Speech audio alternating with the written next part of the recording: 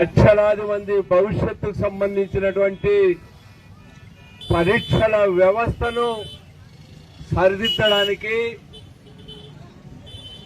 ఎంతో కష్టపడి ఎంతో శ్రమ కోర్చి లక్షలాది రూపాయలు ఖర్చు పెట్టుకుని పరీక్షలకు ప్రిపేర్ అయితే పరీక్షల్లో పేపర్ లీకేజ్, పరీక్షల ముందు జీవోలను మార్చి అక్రమంగా టీచర్లు నియామకం చేయడం అనేటువంటిది రాష్ట్ర భవిష్యత్తుకి అత్యంత నష్టకరమైంది.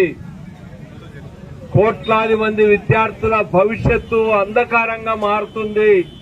ఉత్తర భారతదేశంలో చాలా సందర్భాల్లో ఈ పేపర్ లీకేజీలు గాని ఇట్లాంటి అక్రమాలు జరుగుతాయని విన్నాం. కానీ మన ఆంధ్ర రాష్ట్రంలో పరీక్షల నిర్వహణ, అదేవిధంగా ఉద్యోగ నియామకాలు అత్యంత పారదర్శకంగా నిజాయితీగా జరిగే సాంప్రదాయం ఉంది. దురదృష్టవశాత్తు చంద్రబాబు నాయుడు గారి మొదటి సంతకమే మెగా డిఎస్సి అంటే అది దగా డిఎస్సి అయింది.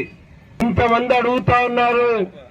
మాజీ ముఖ్యమంత్రి జగన్ గారు స్వయంగా డిమాండ్ చేశాడు, ఎంక్వైరీ చేయండి, సిబిఐ విచారణ జరిపి మీ పాతివ్రత్యాన్ని రుజువు చేసుకోండి.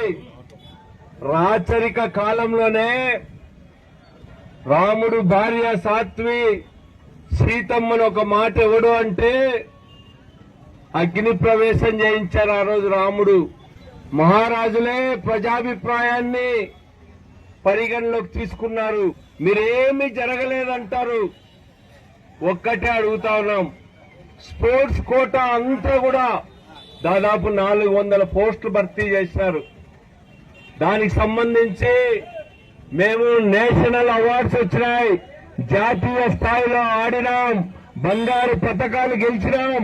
మాకు రాలేదు. కానీ తెలుగుదేశం పార్టీ నాయకులు చైర్మన్లుగా ఉన్న స్పోర్ట్స్ కమిటీలు ఇచ్చినటువంటి బోగస్ సర్టిఫికెట్లకి ఉద్యోగాలు ఇచ్చినారు.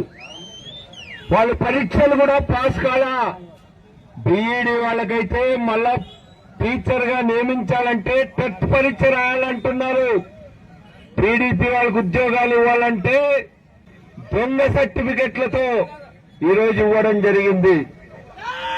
మీకందరికీ తెలిసే తెల్లో డిఎస్సి పరీక్ష అంటే టీచర్లను నియమించడానికి చేసే పరీక్ష. ఆ పరీక్షలు బాగా జరిగితే మంచి టీచర్లు వస్తారు, మన పిల్లల భవిష్యత్తు బాగుంటుంది. కానీ ఈరోజు పరీక్ష పేపర్ ని కంప్యూటర్ లో ఎక్కించిన వాడే పరీక్ష రాసినాడు. వాడికి జోన్ లో ఫస్ట్ ర్యాంక్ వచ్చింది, వాడికి మెరిట్ లిస్ట్ లో మొదటి పేరుగా వచ్చింది.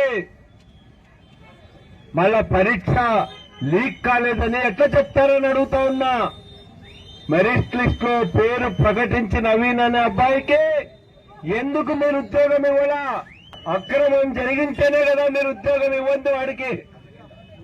ఇప్పుడు మేము కోరుతున్నట్టుగా విద్యార్థుల్లో విశ్వాసం కల్పించండి. రేపు పరీక్షలు రాస్తే మాకు ఉద్యోగాలు వస్తాయి. డబ్బున్న వాడికే ఉద్యోగం కాదు, తెలివి ఉన్న వాడికే ఉద్యోగం వస్తుందని విశ్వాసం కల్పించండి. డిఎస్సి పైన విచారణ చేయండి, దోషుల్ని శిక్షించండి. సిబిఐ విచారణలు అన్ని వెలుగులోకి వస్తాయని మేము చెప్తా ఉన్నాం. మీరు చేయించండి. ఈరోజు విద్యాశాఖ మంత్రి, కేంద్ర విద్యా మంత్రి ప్రధాన్ రాజీనామా చేయలేదా? ఇక్కడ మేము రాజీనామా నైతిక బాధ్యత వహించి చేయమంటా ఉన్నాం.